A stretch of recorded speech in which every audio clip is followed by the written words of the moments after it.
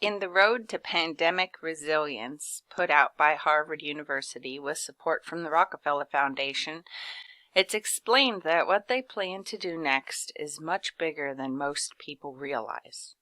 They say they'll start out in June with 5 million tests a day, and by late July they'll have it up to 20 million, with the eventual goal being 30 to 100 million tests per day.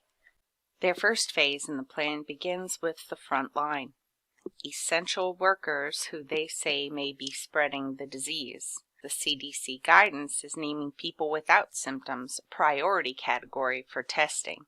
This testing is to be accompanied by massively scaled up contact tracing, isolation, and quarantine, supported by telehealth, food deliveries, and free entertainment access. Phase 1 of their plan relies heavily on simultaneous recruitment and training of substitute temporary workers whose normal jobs are non-essential, and moving them into paid roles in the essential sector. It's not a one-off thing. This testing, tracing, and isolation are said to be a 6-month minimum, possibly 18 to 24, and regular and often testing is intended for the entire population. 30 to 100 million tests per day, if you want to leave your house, that is, because they say there will be certificates. When would it end? They're looking for mandatory employer, school, and benefits-based testing programs. Testing capacity is increasing thanks to the next generation sequencing made possible by things like spit tests that are now approved. They want to test you over and over and track how the modifications are coming along. We talked about this in the last video.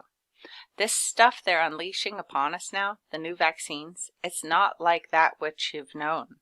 It's in these plans from Harvard and the Rockefellers and co. that your local trusted sources, mayors, health officials, community and faith leaders, they're being included in this planning.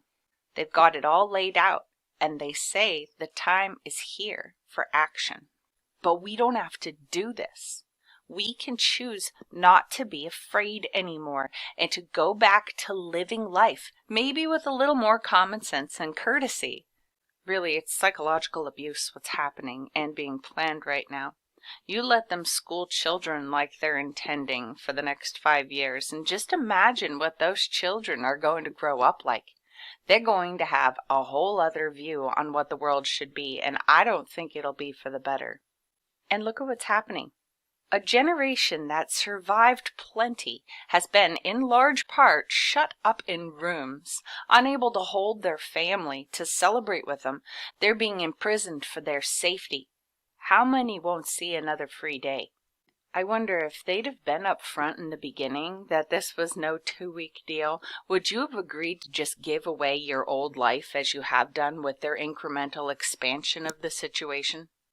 They know how to nudge you along into the mindset that they want you to have.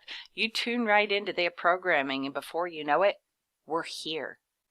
In reality, we have the power to right all of these upset things. It could be better today if enough people wanted it to be so. After all, it's only a choice between fear and love. The eyes of fear want you to abandon physical embraces, be ruled by digital technologies, and give up your autonomy for a false safety. The eyes of love instead see that this forced separation hurts society more than a virus ever could. What a minority of the world has attempted here cannot be allowed to continue. It's time to save ourselves.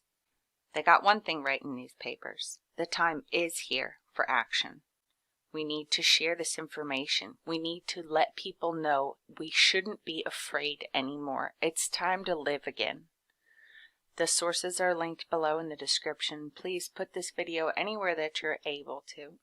Thank you for listening.